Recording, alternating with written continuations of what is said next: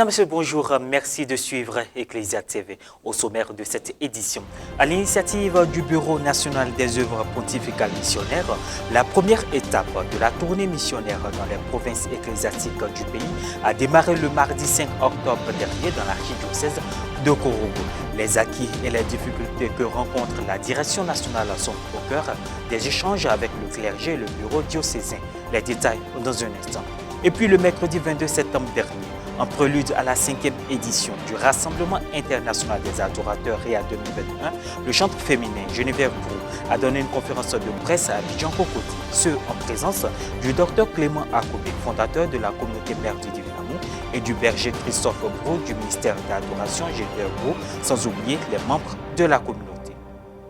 Voilà pour les titres. L'archidiocèse de Korogo a été la première circonscription ecclésiastique à accueillir la tournée nationale des œuvres pontificales missionnaires au PM de Côte d'Ivoire. Ouverte le mardi 5 octobre dernier, la première étape a été marquée par des rencontres et des séances de travail avec Monseigneur Ignace Bessi-Dobo, ordinaire du lieu, le Père Jean-Noël Gossou, directeur national des OPM, et le bureau diocésain des OPM de Korogo avec à sa tête le Père Sylvain Souro-Ouattara. Les précisions avec Morel Poti.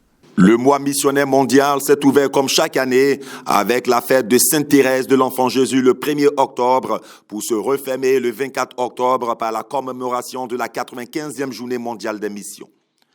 En Côte d'Ivoire, le Bureau national des OPM organise une tournée nationale dans les provinces ecclésiastiques du pays. L'archidiocèse de Korogo est la première province choisie pour entamer la mission le mardi 5 octobre dernier. L'équipe nationale des OPM a rendu compte de plusieurs actions à Monseigneur Ignace Bessi-Dobo, archevêque métropolitain de Korogo.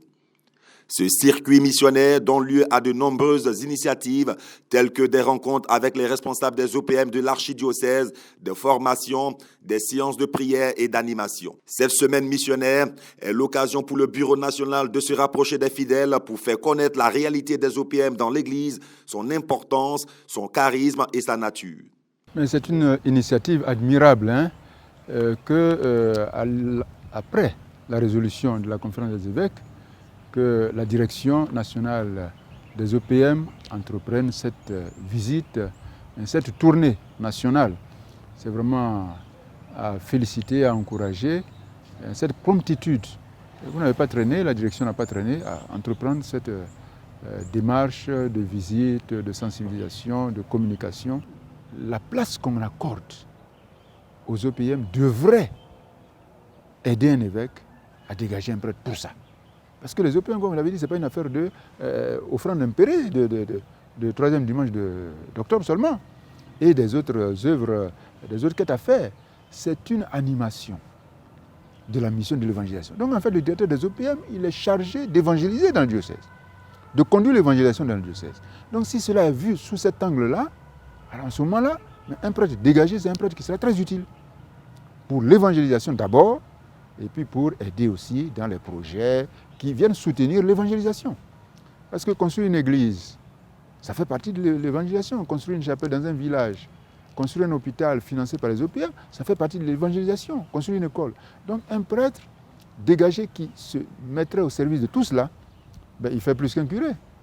Donc moi je pense que cela doit m'encourager, après votre passage, à tout de suite voir quel prêtre je peux nommer et dégager comme directeur diocésain des OPM. L'autre objectif visé à travers cette tournée missionnaire est de créer l'opportunité personnelle de rencontre avec les évêques pour leur partager la vision des OPM en Côte d'Ivoire ainsi que les challenges. Alors cette tournée répond au besoin de nous rapprocher des chrétiens pour une sensibilisation à la chose des œuvres pontificales missionnaires qui est méconnue au plan national, il faut le dire, vu les constats et les réalités qui se présentent à nous. Et c'est aussi une occasion pour rencontrer de manière personnelle les différents évêques de chaque diocèse, échanger avec eux, leur présenter notre travail, pour avoir d'eux, de manière plus particulière encore, les orientations et les conseils pour un meilleur vécu des œuvres pontificales missionnaires en Côte d'Ivoire. La mission, qui est notre engagement principal, a besoin des moyens financiers.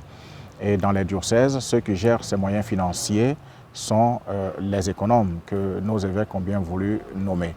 Donc il fallait rencontrer ces économes pour leur donner la vision des œuvres pontificales missionnaires sur toutes les quêtes impérées qui sont faites et qui doivent être reversées au Fonds universel de solidarité.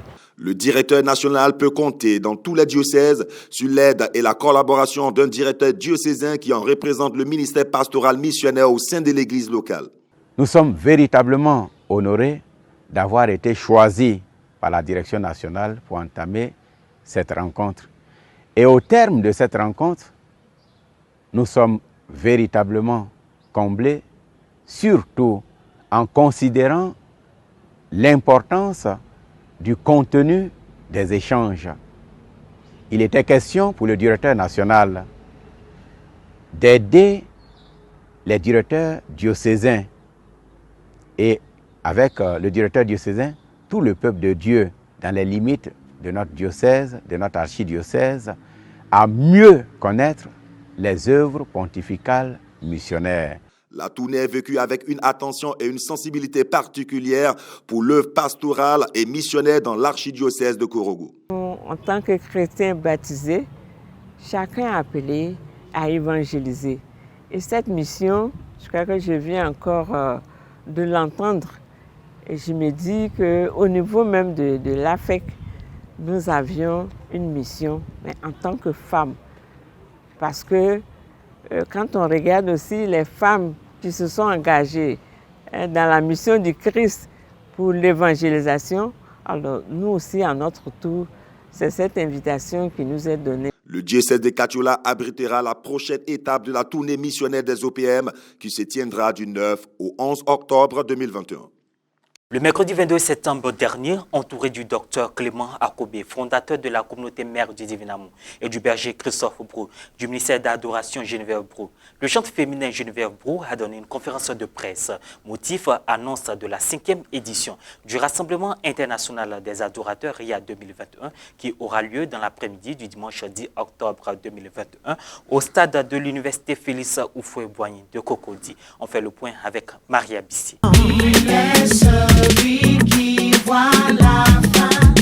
Le chantre féminin Geneviève Brou était face à la presse le mercredi 22 septembre dernier pour annoncer la tenue d'un grand événement, la 5e édition du Rassemblement international des adorateurs dénommé RIA 2020. Dans l'évolution du ministère de la sœur Geneviève Brou, le Seigneur va mettre au cœur du couple Brou en 2017 le Rassemblement international des adorateurs dénommé RIA, qui est un concert réunissant une fois par an des milliers, et je dirais même des millions de femmes, parce qu'au-delà du présentiel, ce sont des millions de femmes et d'hommes qui suivent donc ce grand rassemblement international des adorateurs. Père, que ton règne vienne. Tel est le thème retenu pour cette édition qui sera comme d'habitude marquée par un grand concert live de chantre Geneviève Brou. Une fête de la musique chrétienne qui permettra au public de découvrir ou de revisiter la discographie de cette femme qui fait les beaux jours de la musique gospel en Côte d'Ivoire. Bien qu'étant à une conférence de presse, chantre Geneviève Brou n'a pas hésité à donner un aperçu de ce qu'elle réserve aux adorateurs dans l'après-midi du dimanche 10 octobre prochain au stade de l'université Félix Houphouët-Boigny de Cocody. Tu es le Dieu qui surpasse tous les dieux, inégalable Dieu. Soulignons que pour l'annonce de cet événement d'envergure, chantre Geneviève Brou a bénéficié du soutien du docteur Clément Akobé, fondateur de la communauté mère du Divin Amour, du berger Christophe Brou, du ministère d'adoration Geneviève Brou, par ailleurs son époux et des membres de sa communauté, ses amis et connaissances. Voilà, c'est la fin de cette édition. Merci de nous avoir suivis. Merci de rester sur Ecclesia TV. Que Dieu nous bénisse.